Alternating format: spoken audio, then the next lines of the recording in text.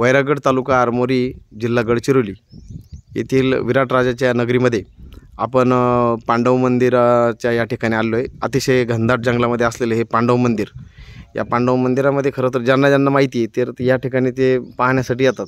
वास्तविक पाहता या ठिकाणी खूप काही सुविधा व्हायला पाहिजे।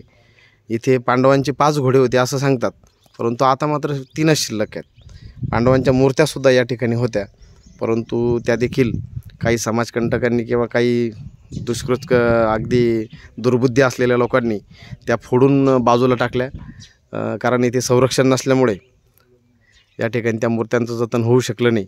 आता या ठिकाणी आम्ही आलेलो असताना इथे गडचिरोलीहून काही पर्यटन शौकीन आलेले आहेत की ज्यांना पुरातन काही याची माहिती, याची आवड आहे। तर काय नाव म्हटले आपलं? आकाश मुलकरवार, गडचिरोली। आकाश मुलकरवार। आकाश मुलकरवार हे या ठिकाणी त्यांच्या मित्रासोबत आलेले। तुमचं नाव काय? निखिल गुंडमवार, गडचिरोली। निखिल गुंडमवार, गडचिरोली। अच्छा अच्छा। तर मग तुम्ही सहज आलात का फिरत फिरत? हो, आम्ही आता आपला भंडारेश्वर मंदिर आहे वैरागडचा, हां, तिथे आम्ही फक्त आता बघण्यासाठी आलो होतो। तर तिथं काही लोक आले होते, त्यांना विचारलं जवळपास काय आहे का, तर त्यांनी म्हटलं की इकडे पांडवचा मंदिर आहे, 5 पांडवाचं। हां, 5 पांडवाचं मंदिर आहे, तिकडे येऊन बघितलं आम्ही। तर रस्ता आता इकडे जाताना आम्ही दुसऱ्या रस्त्याने गेलो होतो आम्ही। तिकडे शेती आहे, हां, तर त्या शेतीमध्ये आम्ही गेलो होतो।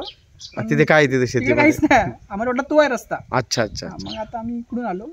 खरं तर तिथे कमान लावली पाहिजे ना, 5 पांडव तिथे लावायला पाहिजे, काहीच लिहिलं नाही आहे, फक्त खाली त्यांनी लिहिलेलं आहे पण ते लक्ष जात नाही तिथं। अच्छा अच्छा। खरं तिथे कमान पाहिजे की 5 पांडव मंदिर असं तिथं काहीतरी पाहिजे। आम्ही गडचिरोलीचे असून सुद्धा इकडचा काहीच माहिती नाही कोणाला। हां, म्हणजे बघा या व्हिडिओच्या माध्यमातून जे आता सध्या हे व्हिडिओ पाहत आहेत त्यांनी खरं लक्षपूर्वक ऐका।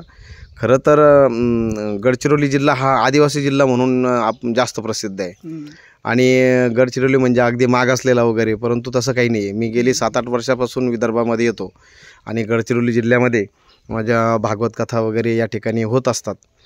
तर मला तर हा गडचिरोली जिल्हा खूप चांगला वाटला आणि खूप भाविक आणि खूप चांगल्या हृदयाचे लोक आहेत। आणि इथं तर खरं तर ज्या पद्धतीने विकास व्हायला पाहिजे त्या पद्धतीने विकास काही दिसत नाही आहे, परंतु एक विकास अजिबात दिसत नाही असंही नाही, कारण राजकारणी किंवा समाजात काम करणाऱ्या ज्या लोकांनी कमीत कमी रस्ते खूप छान बनवलेले आहेत आणि नैसर्गिक साधनसुबद्धता खूप आहे, निसर्गाची खूप कृपा आहे या जिल्ह्यावर, कारण इतकं जंगल आहे, इतकी झाडी आहे या ठिकाणी।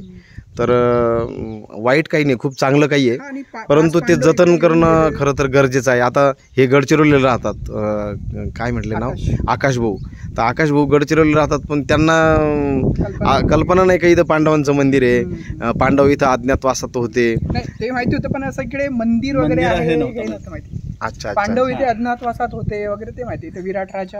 हां हां हां, आणि किल्ला पण आहे त्यांचा। हां, किल्ला पण आहे आणि अर्जुन बृहन्नडा म्हणून याच ठिकाणी तो राहिला अज्ञातवासामध्ये। शेवटच्या 1 वर्ष आपलं काय म्हणतो आपण, अज्ञातवासाचा शेवटचा दिवस होता, त्यावेळी युद्ध पण झालं होतं ना। हो हो हो। अजून तिकडे एक गाव आहे आपला ब्रह्मपुरीकडे, रणमोचन म्हणून गाव आहे।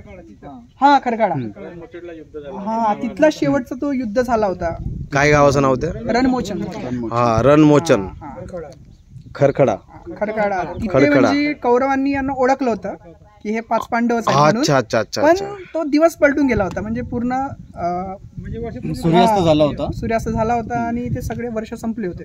हा, म्हणजे तो नियमाप्रमाणे त्यांचा तो कालखंड संपून गेला होता, म्हणजे ओळखलं पण त्याचा काही उपयोग झाला नाही, कारण यांचा अज्ञातवास पूर्ण झाला। जरी तुम्ही ओळखलाय पण तो झालेला कालखंड संपलेला आहे। म्हणजे पूर्वीच्या काळी त्या शब्दाला किती किंमत होती, जो हा, म्हणजे त्या ठिकाणी रण झालं, रण म्हणजे युद्ध, तर त्या ठिकाणी युद्ध झालं म्हणून त्याचं नाव काय पडलं? हा, रणमोचन खरकाळा। अच्छा अच्छा। हा, अगदी यात्रा भरते वाटतं काहीतरी, महादेव आहे तिथे। अच्छा अच्छा, तिथे पण यात्रा भरते का? हो, काहीतरी ऐकलंय। अच्छा अच्छा अच्छा अच्छा, चांगले। तुम्ही काय काम करता? काय नाही, स्टुडंट आहोत मी। स्टुडंट म्हणजे शाळा शिकताय अजून? अच्छा अच्छा, कॉलेजला आहे आता, प्रिपरेशन सुरू आहे। अच्छा अच्छा अच्छा, चांगले। तुम्हाला निदान कमीत कमी अशा पौराणिक गोष्टींची आवड आहे आणि आपल्या जिल्ह्यात नेमकं काय काय बघण्यासारखं काय काय आहे तर ते आपण बघितलंच पाहिजे। खरं तर आपण आपल्या राज्यात काय काय आहे, महाराष्ट्रामध्ये काय काय आहे, खूप काही गड किल्ले आहेत, खूप काही महापुरुषांची खूप खूप आठवणी आहेत जुन्या, त्याचप्रमाणे अनेक पुरातन कथांमधील काही बरेचसे काही वैशिष्ट्य आहेत हम्म. ते आपण जाणून घेतली पाहिजे. हम्म. आणि खरं तर नुसते आपल्या जिल्ह्यातलेच नाही, राज्यातलेच नाही, पण आपल्या भारत देशातील आपण सगळ्या या गोष्टी जाणून घेतल्या पाहिजे.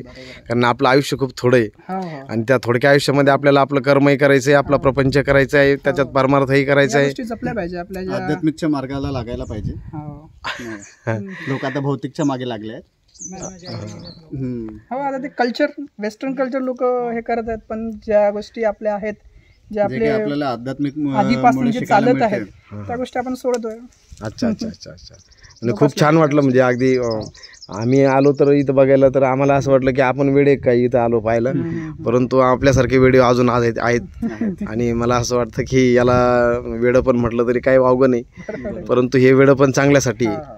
कारण याच्यातून आपण आपल्या पुढच्या पिढीला सांगू शकतो की कमीत कमी ह्या लोक असं वाटतं की महाभारत म्हणजे भाकड कथा आहे बा, हा. तसं काही नाही आहे. हम्म. हे सगळं घडलेलंच आहे हो, हो. आणि त्याचे अवशेष अजून शिल्लक आहेत. हा. इतके 5,000 वर्ष झाली तरी सुद्धा अजूनही ते अवशेष म्हणजे इतकी भव्यता, त्याची किती भव्यता असेल का ते अवशेष अजून शिल्लक आहेत. हम्म.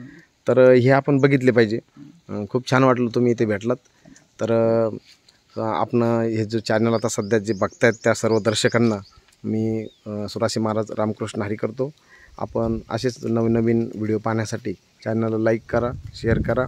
रामकृष्ण हरी, रामकृष्ण हरी, रामकृष्ण हरी.